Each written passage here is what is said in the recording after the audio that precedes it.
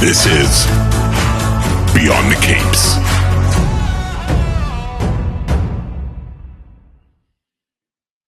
All right, everyone, welcome back to another episode of Beyond the Cape. With us today, we have Jordan Morris. You might have seen his work recently with the Chilling Adventures of Archie coming, and we got a new book coming out soon that we'll talk about with Godzilla. Welcome to the show. Hey, good to be here. Thanks for having me. All right, we're very excited. We got to meet up at C2E2, which was always a great time. Yeah, that was a blast. My first C2E2. I really had a good time. That is a good con. That might be the best con. Yeah, it's really surprising. When we had Kyle Higgins on the show, we talked about it's hard to believe that started in 2010. Oh my gosh, I had no and idea. it was only one room. It was wild. Everything was in one room. Marvel and DC probably took up 50% of the whole show floor. Oh, funny. Yeah, no, I mean, I would have thought based on how crazy everybody is there for the con and how excited everybody was, that was an institutional thing that had been there, since the turn of the century. But no, it's although I guess 2000 is the turn of the century, so I was thinking 1900 in my mind. So it's see pretty where I close was coming from on that with that remark. But yeah, my point is, what a fun con. You would think it had been there forever. Blast and a half, C2E2, very good con. And beer on the floor, very important, a very important part of why that con is a little bit out front from its from some of its competitors. Love that you can drink a beer. Yeah. Oh no, that makes it very fun. I wish we had some more options, but I'm happy with what they had. Okay. You have some notes about the tap selection. Yeah, I got some stuff. More impressive. I mean, you sold out of all your books. I sold out. Yeah, very good problem to have. I'm kind of new to cons. Like tabling at cons is kind of a new thing for me. I kind of came to comics a little bit late. So I'm just kind of learning how to do that. And yeah, I was very thrilled to sell out. People were there to buy books. I think you obviously hear this from people a lot about cons, is that, some of them feel like it's more about celebrities or it's more about just kind of miscellaneous, not necessarily comics, pop culture. But yeah, from my little trip there, it seems like people were excited about comics. They wanted to buy comics and check them out. So what a thrill for me, a guy who was selling comics. Absolutely. And we were glad to have you. Now, one of the main questions we always ask every creator when they come on the show, comic books especially, but I know you also do podcasts as well. In this industry, especially comic books, it has to be one of the most rewarding things ever, especially when you go to an LCS or just seeing your book on the shelf, especially that name. I think that's the best thing. That name on the bottom. Oh yeah. Mind blowing.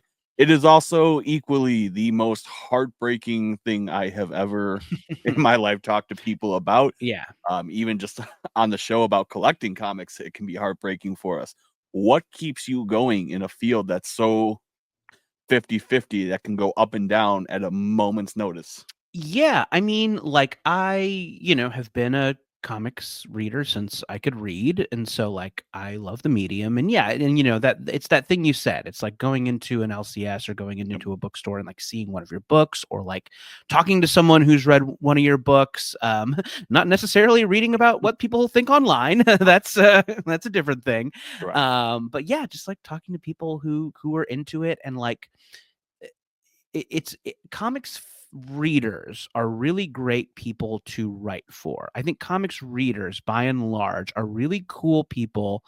They're really pop culture savvy. So you can be a little weirder with the stories you tell. You can be a little less hand-holdy. I've also written for TV, and writing for TV, you just have to assume the audience doesn't know anything. You have to, or maybe I guess the people who are giving you notes in the world of TV want you to hold people's hand in a way that I think makes TV shows bad sometimes, or less good. So yeah, it's just awesome to write comics for people who are kind of seeped in pop culture, and they get it, and they don't need things to explain to them because they've been reading weird stories their whole life. And yeah, I think they just They want something cool. They're there for a genre experiment. You can kind of blend like action and horror and funny stuff and jokes and romance in a Exactly. way that you maybe can't in some other mediums. So I think comics is really special. And I think for the most part, comics fans are like really, really cool people to be making stuff for. So I really like that about it. Yeah, and I think the business end of comics is really tough. I think it is like tough to make it your job, as is anything in entertainment, right? Like I'm Exactly. sure you don't just do this podcast. I'm sure I you do wish. other things. Yeah, I mean that's kind of just the reality of being Yeah. a creative person these days. Is like you got to do a lot of stuff, and I'm sure I'm sure Tom King is doing fine and doesn't have to, work for Instacart or, get his real estate license. But, I think most people who make comics also do a bunch of other stuff. And I'm sure even some of the bigger comics people, Yeah.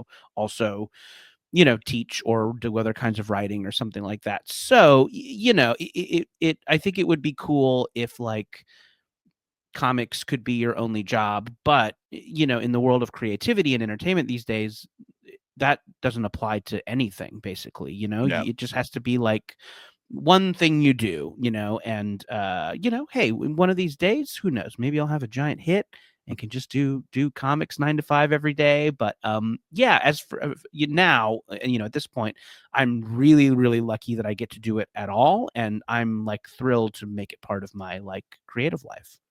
No, absolutely. And I think that's big for anyone, especially people trying to get into comic books. And I think I have to tell a lot of people that have seen the show and want to know, you have to be willing to work for it, especially in Yeah.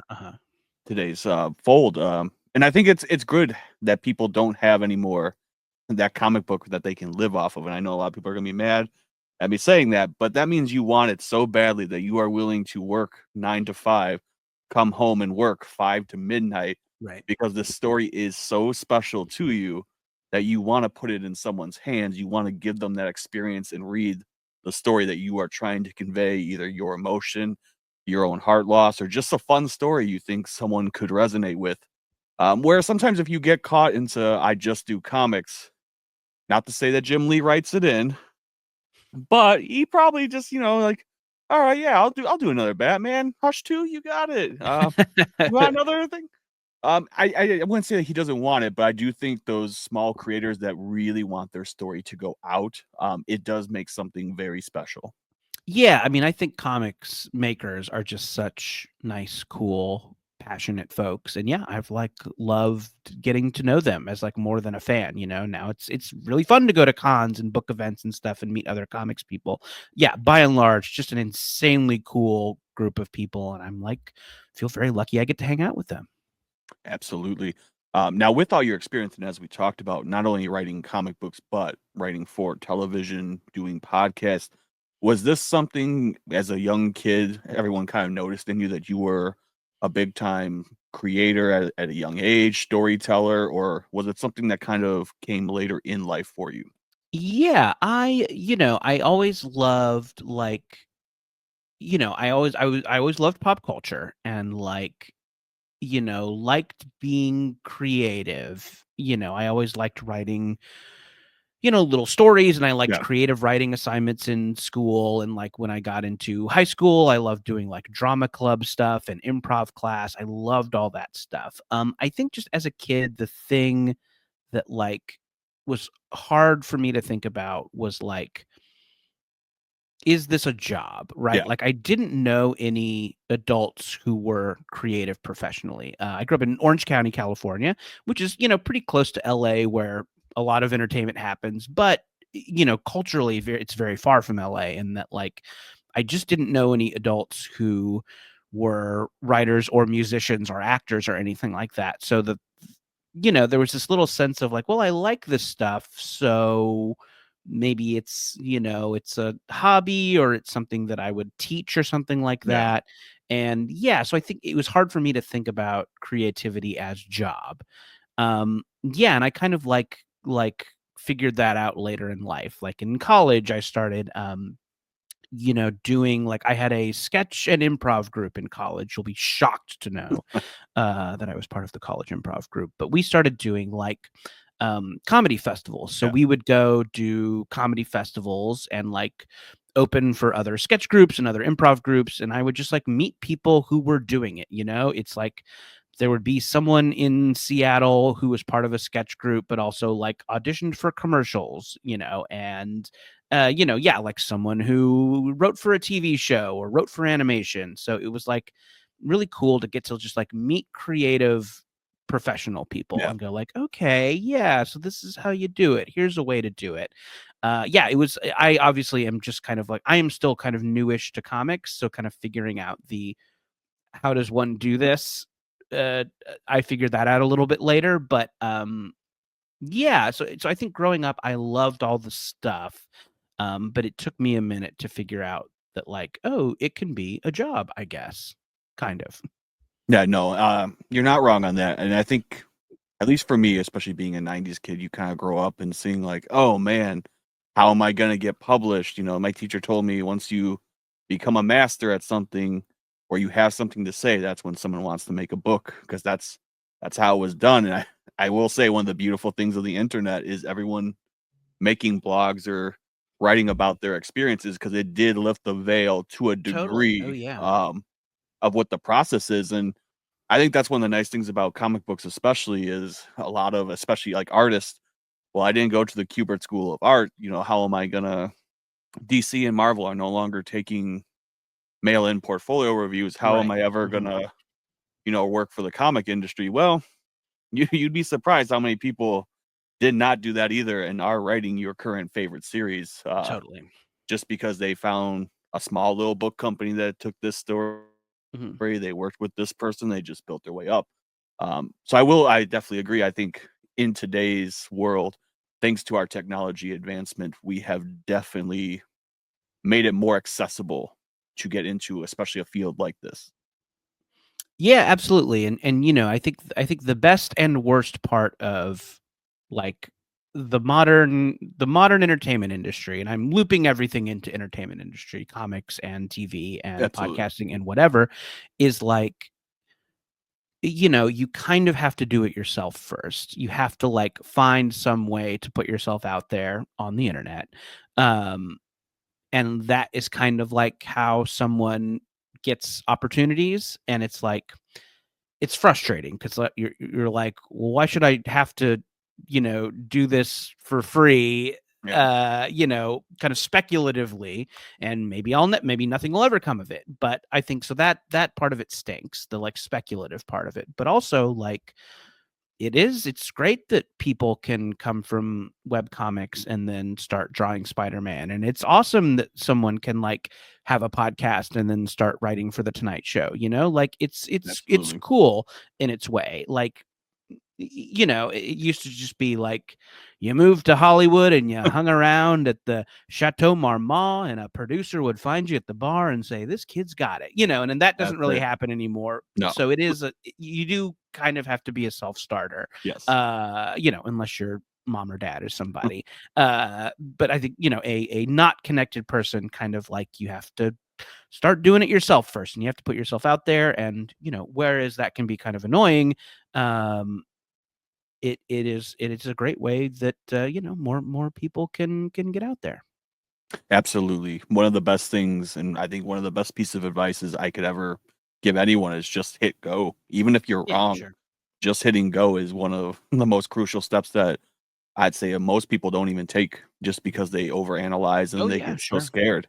Yeah. Um, Now for you, and kind of getting that self starter and go, especially in the comic book industry, what was the first momentum that got you to the point where you said, you know what, I have this story and people I think are going to feel the vibe that I'm putting out, so I need to get this to them. Sure. So yeah, so I, as I mentioned, have loved comics since I could read, maybe even before I could read. You can look at a comic. In the universe. Yeah, yeah. So yeah, I it's not something I ever thought I could do because I don't draw. Like, I just write. So like making comics is something I kind of just assumed I would never do. It's something a wizard does somewhere else. And Exactly. so I had kind of thought it would always be just something I was a fan of, but never got to like be part of it.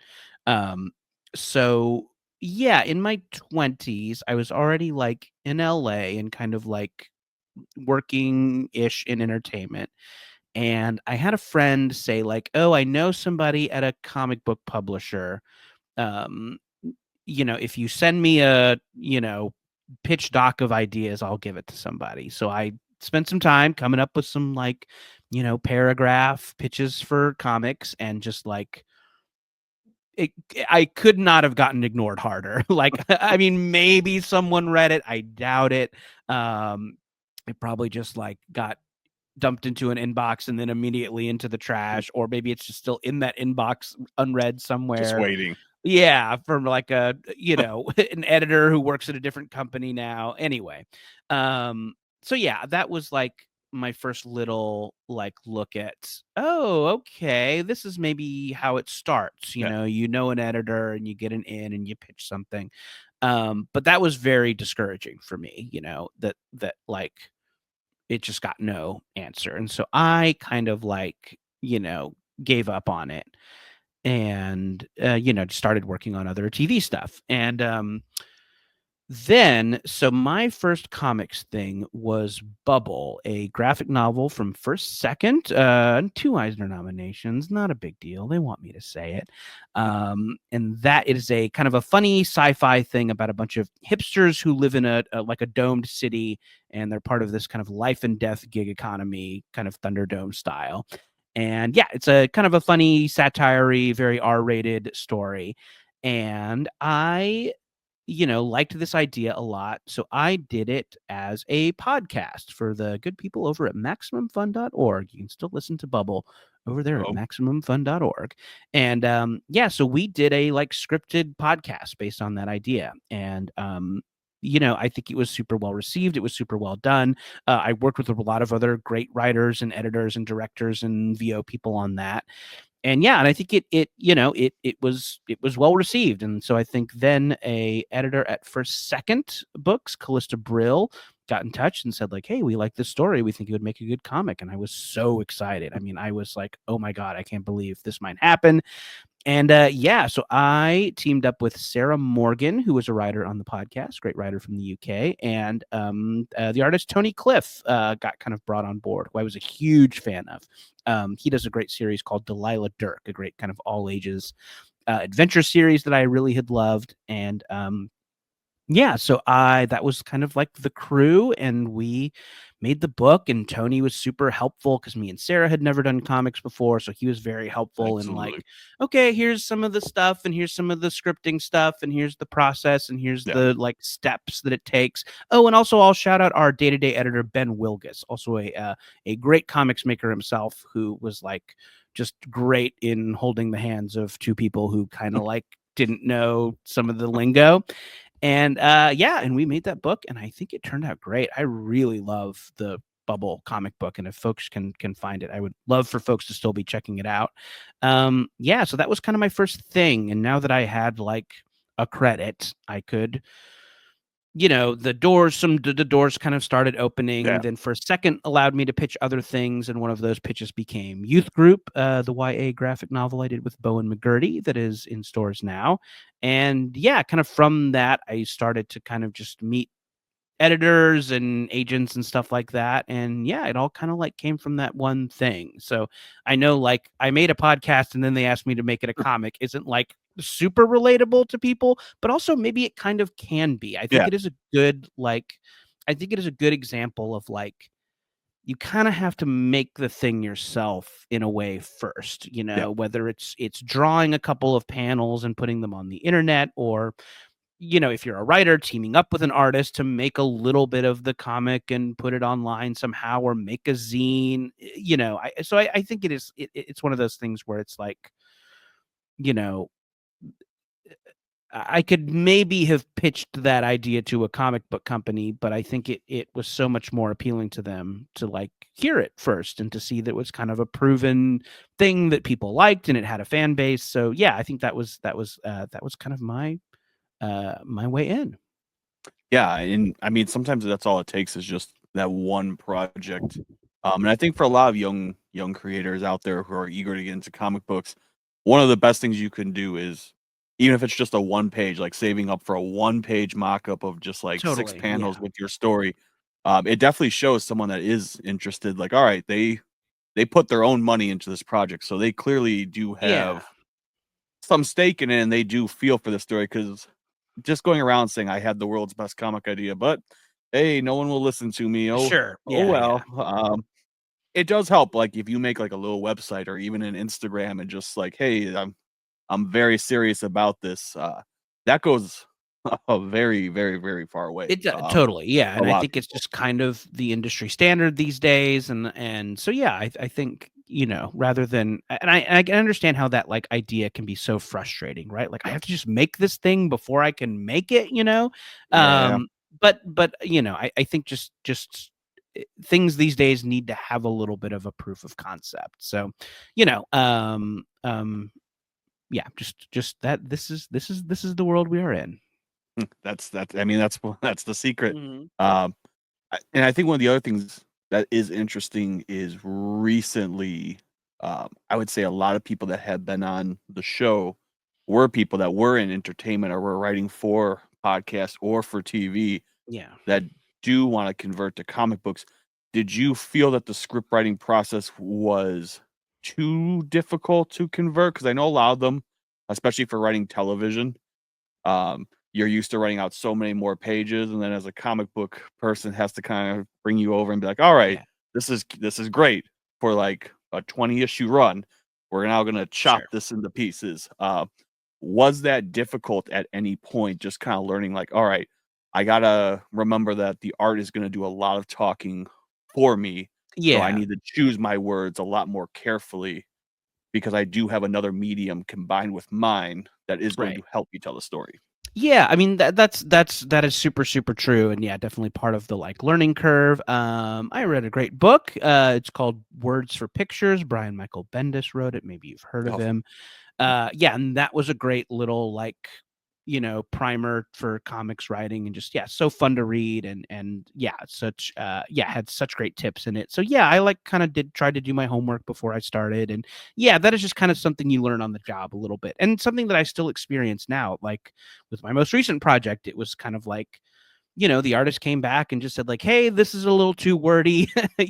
These words will cover the pictures. Is there a way we can do this shorter? Can we cut this scene? Can we cut this panel? Can this thing be said in that panel?" And yeah, and I think it's just like, yeah, it's just something that happens, and yeah, so I think that's definitely one of the bigger like challenges is that like sometimes those words get out of control and you have to rein them in. And yeah, like you said, you have to remember that like the pictures are going to tell some of the story and just kind of like allow for that and, give the artist stuff they like to draw and let them shred and leave room for them to like be creative. And yeah, and I think you got to, hopefully that results in a pretty good comic book. definitely. And I mean, it definitely resulted in quite a few big comic books because when I did stop by the booth, one of the things that I was very excited about seeing you there was probably one of your comic books that I didn't think much about. I was really happy that they were doing was the Archie spine chilling adventures. Yeah. And I said, oh, a lot of one shot of Archie in the dark universe. I'm kind of curious to how they're going to go with this because I do like Sabrina, but it was different seeing Right. Archie involved with this. But after reading the Pops Diner issue, that was fantastic. How did that even come about? Thanks. Yeah. So the Archie comics folks, they do the Chilling Adventures line where it's like all those Archie characters, Archie, Jughead, Betty, Veronica, in like crazy, genuinely pretty fucked up horror scenarios. Exactly. And yeah, they're a very cool company like that in that they realize that these characters are kind of known for being cute and wholesome and all American, and that like, seeing them get killed is really fun, and they are not too precious with the tone and the history. They kind of realize that these characters have been around so long that kids read it, but also so many grown-ups grew up with it, and like adding a little R-rated spice to the soup is kind of fun. So yeah, I was like thrilled to be asked to do that. I got asked to do that from Jamie Ratante, a great editor over there at Archie and a great Archie writer herself. Yeah, she kind of like we were like Twitter friends and just like kind of bantered over there on what was once Twitter, and I just kind of like tried to politely let her know, like, hey, I've started writing comics. I love Archie. If there's ever a chance to work together, I would love to do it. And I think that is it's a tough thing to do, and it's embarrassing, and it's like that for the most part. That editor is going to be the one that gives you your job. Yep. And they probably have a lot of people banging on their door and sliding into their DMs. And so, it's one of those things where you realize that is the truth. But it's what you got to do. So yeah, I guess when I meet those people, I try and be polite and say like, hey, I'm a fan. It would be fun to work together. Let me know. And yeah, I think that's opened some good doors for me. And I think it's one of those things that, like, in a couple of the things I've done, it has been a long time between me saying, hi, I would like to work with you, and something happening. But like, yeah, I think just realize that if you're out there and you're like, wanting to do licensed comics or IP comics, is like, yeah, there's a long line to do those. There's a very long line, and a lot of people want to do them. So just like Put your name on the list. But yeah, make sure you're available. And yeah, just like with the editors I've worked with, I've just made sure to like send them stuff I've worked on and say like, hey, just wanted you to read this. So, you're someone they think of, and just try and not be a dick about it. So yeah. Absolutely. And like I said, the story was so much fun because you look at Pop's Diner from Archie. He was, I wouldn't say he's a big character, but he was a staple in that comic book. But seeing it obviously on the inverse, almost kind of the Stranger Things upside down universe, as we see kind of, hell essentially in Pop's Diner with different foods, the devil. I mean, it was a crazy story. Was there any part where you're like, oh man, this, they invited me to do the story. They're giving me an iconic redhead that everyone knows. There's the show, and they want me to flip the story upside down, essentially do something that hasn't really been done before, at least for a degree in the Archie universe. Yeah. Archie does have some other things.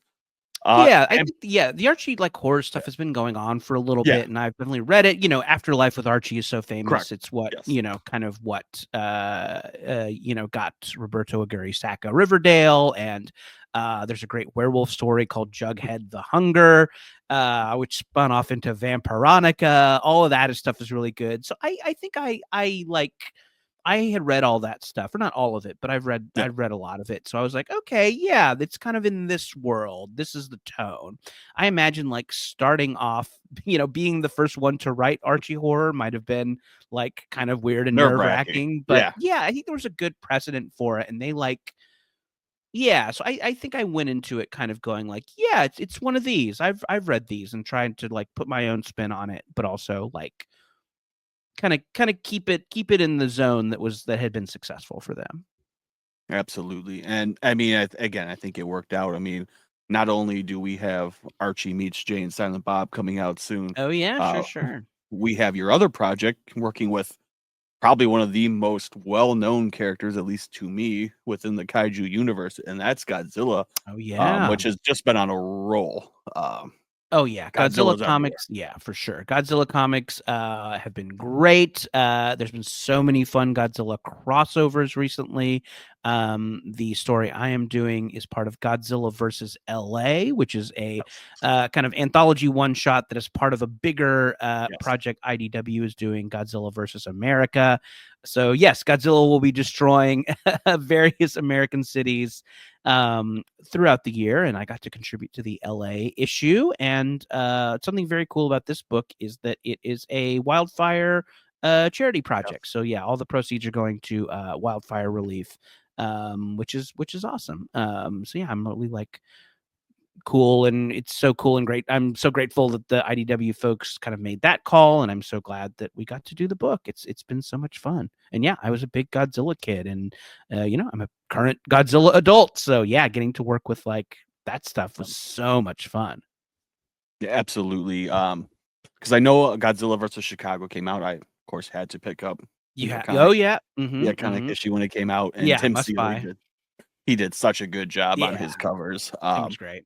So this is a really good project, as you said, that they're doing, incorporating so many different artists in their kind of their home state or where they're from, especially with the LA wildfires, and just giving that fun back. Um, Now I'm assuming you probably glanced at or read the Godzilla versus Chicago, or even just hearing about it. At any point, did any of that or getting pitched the project kind of change like how you wanted to possibly do the story? Because the stories were really, I was really surprised by how amazing they were, because they didn't just go Godzilla destroys the Sears Tower in Chicago. Sure. Yeah. There was a lot of substance to not just Godzilla, but what surrounded Godzilla in his wake. Yeah, I mean, and I think the like, the like not secret about Godzilla stories is that they're not about Godzilla. They're about people. They're about like people dealing with a disaster. Oh, maybe you cut out here. I will give you a couple of seconds to reconnect. Perhaps I will put in the chat. There we go. I don't know how- Hey, there you are. All right. We're still recording, so we'll just edit Great. it all out. Yeah, I can start that thought again. Yeah, I mean, I think the like the not secret about Godzilla stories is that like they're about people, right? They're not about Godzilla. They are about people dealing with a disaster and like how people either come together or act shitty in a disaster. And like, yeah, so I think I I knew that going into it is like this can't just be a story about like what if Godzilla, smashed the Hollywood sign. Exactly. He can smash the Hollywood sign, and I think we would all like to see that. But it has to be about people. It has to be about characters, and like the characters have to have like a story with a beginning, middle, and an end, and it just has to include Godzilla. So yeah, so that's kind of how I approached it. And they, when they approached me, they said they definitely wanted something about the entertainment industry. So I think their other stories did not were about other things. So yeah, that was kind of my parameters, and I pitched them a little like document of kind of paragraph blurbs. And yeah, the one they picked was a Godzilla story from the POV of the Universal Studios tram driver. So I'm a big Universal Studios fan over here, and I love the tram tour. So it is a tram driver who's trying to break into the entertainment industry, whose last day happens to be during a Godzilla attack. And yeah, we got to, I did the story with a great artist, Nicole Gu, who does a bunch of great creator-owned comics and has done stuff for DC and Eisner nominee, I think. Yes, I believe so. And yeah, and she was awesome. I was a huge fan of hers going into this. So yeah, when they told me that she was going to be doing the art, I was thrilled. And yeah, lovely person to work with, and really has a cool, unique style that I think like will be very fun to see Godzilla in. So yeah, that was kind of the like germ of it. Awesome. Now, obviously, with this story, we get to have probably a little bit more fun with it, and then just being super serious. Godzilla's coming. I mean, the guy's driving a tram away from and around Godzilla, trying to fill a story. Did that kind of help with the story, knowing like, all right, I don't have to write this serious blockbuster of Godzilla does this death-defying atomic breath that now the artist has to draw with special colors to make it glitter. Yeah, I mean, I come from comedy writing. It's like where I'm coming from, and I'm guessing that if someone wants to work with me on something, they would like it to be at least a little bit funny. So yeah, I don't have a a dramatic resume to speak of. So yeah, and I like writing funny stuff, and I think it's like, you know, one of my strong suits. So yeah, I think every time I pitch something, I try and have at least an idea that makes me laugh, or a little potential for some jokes or something like that. So yeah, I when I write like genre stuff, I like to take the genre stuff seriously. I like to Yeah, for the sure. Godzilla attack is real. It's happening Yeah, in the world of the story, and it's not a spoof of a Godzilla attack. It's happening.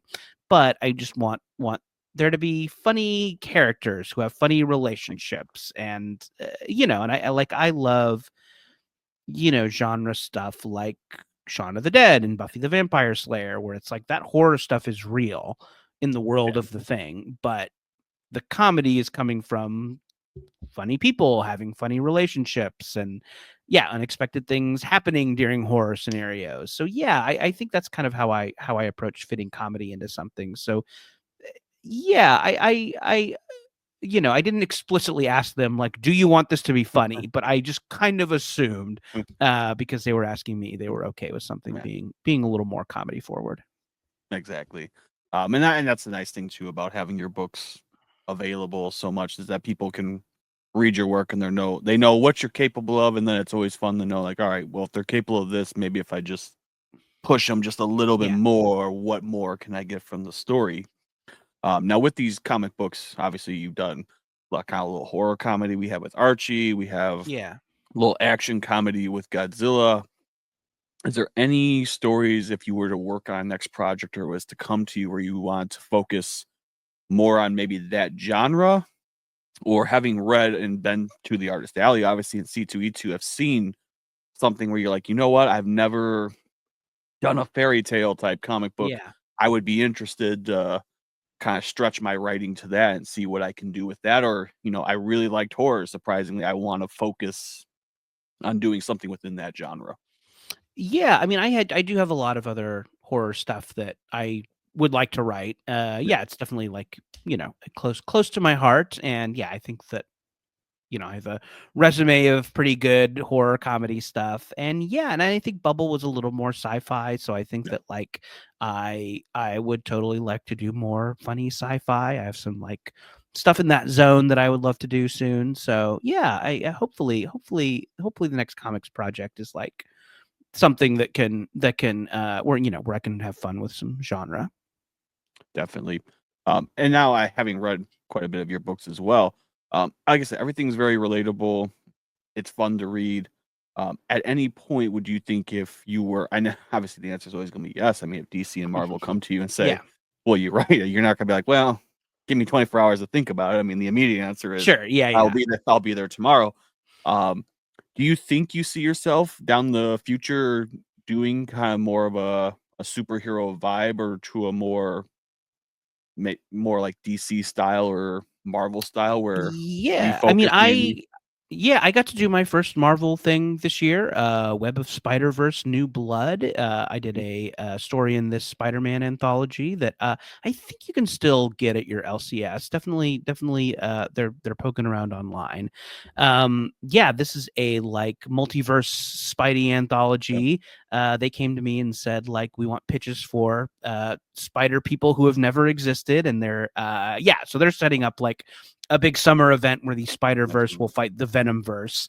And yeah, so I pitched them stuff, and the thing that they responded to was a like vampire Spider-Man, but a like very specific 80s vampire Spider-Man. So like Lost Boys or Near Dark. I love that stuff, and thought that that would be a fun little zone we've never seen the Spidey cast in. So yeah, and that was a wonderful experience. I got to do that story with a great artist named Sumit Kumar, who, yes. if you are a Marvel reader, you probably have seen his work. He can draw the hell out of a comic book, and he drew the hell out of this one. Oh my god, it looks so good. Yeah, so that was a really fun, awesome experience, and definitely like I think it is funny, but it's a little more adventure first, but it Yeah. has jokes in it. So yeah, I hope that's a good little like um proof of concept that I could write something Big Two related. And yeah, I would love to work more with the folks in the Spidey bullpen. And yeah, I'm a big DC reader too, so yeah, that would be so much fun to get to work with those characters. And yeah, it was a blast. It was such a total pleasure and a dream come true, and I would be thrilled to do more. Absolutely. And I do think on that degree, Marvel, that's probably one of the more enjoyable aspects of reading from Marvel is you have Spider-Man, Daredevil, even obviously Deadpool, Iron Man, they Yeah. all, even if in the middle of battle, there's usually that quip, especially from Yeah. Thor. A lot of Yeah, people look yeah, past yeah. that. Mhm, mhm. Where DC really comes to mind is Plastic Man, which is always Plastic Man. I mean, always a lot fun. of funny DC characters. You got your Booster Golds, you You got do. your Batmites, your Mr. Mixopetalix. But yes, a point taken. The DC characters are, by and large, a little more like operatic, a little more serious. But yeah, I think they have a lot of like great comedy characters too. Absolutely.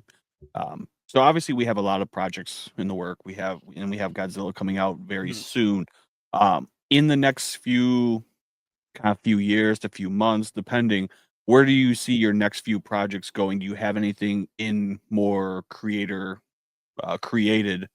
that's coming out soon, or are you just kind of letting the projects kind of see kind of who comes to you and just kind of keeping a little bit of an open schedule just to kind of make room for both? Yeah, I have like pitches that I'm excited about that are kind of like looking for homes. So yeah, I hope to find a home for some of those original ideas soon. And yeah, would be thrilled to do more licensed stuff. I mean, I'm so lucky that my licensed stuff that I've gotten to do have been with like characters that I've cared a lot about. It's not just like, hey, you remember the GoBots? Come up with some ideas for the GoBots. When your parents couldn't afford a transformer. So and hey, if anybody out there owns the GoBots and wants some ideas, I could cook some up. But I have been really lucky that like I've gotten to do that creator-owned stuff or the licensed stuff with Archie and Spider-Man and Godzilla, things I really care about. So yeah, I'm would be so stoked to do more. So hopefully, like, yeah, hopefully, folks are digging Web of Spider-Verse, and hopefully, folks dig Godzilla versus LA, and we get to do more stuff. Absolutely. So if you're a publisher listening to this podcast, he's ready. Just Sure, yeah, I'm send him around. the email. Yeah, All right. So we have Godzilla coming out. I think we said April 30th, correct? April 30th. Yeah, at your LCS. All right. Well, definitely go to your LCS. This is such a fun series. Like I said, when Chicago came out, that was fun. I can't wait to see what they do for the other cities. More importantly, these funds are going to help with the wildfire and rebuilding that. So for that fact alone, go out and get this issue. But you're going to be entertained with amazing stories. Obviously, one of them being Jordan's story. Thank you, thank you. Yeah, a lot of great people involved in this book too. Gabriel Hardman, I'll shout out. I saw some of his art for his story. He wrote and drew it. Awesome. And Dave Baker, who is a great comics creator. His story is about people using the LA subway system to escape Godzilla, and also explaining how to use the LA subway system. So, yeah, great. Just an awesome lineup of creators in this thing, and yeah, I'm so stoked to be a part of it. Definitely, we can't wait to read it. And for everyone that is listening that is interested in keeping up to date with what you're doing, what you got coming out, your podcasts, everything, where's the best place to stay in touch with you and see what you're doing? Yeah, jordanmorris.net. I got a website. And yeah, from there you can find social media links. Follow me on your Instagrams and your blue skies. And yeah, I'll be posting social media about signings, events, cons, that sort of thing. And yeah, I hopefully people check out Godzilla versus LA. And I will give one more shout to Youth Group, the original graphic novel I did with the artist Bowen McGurty.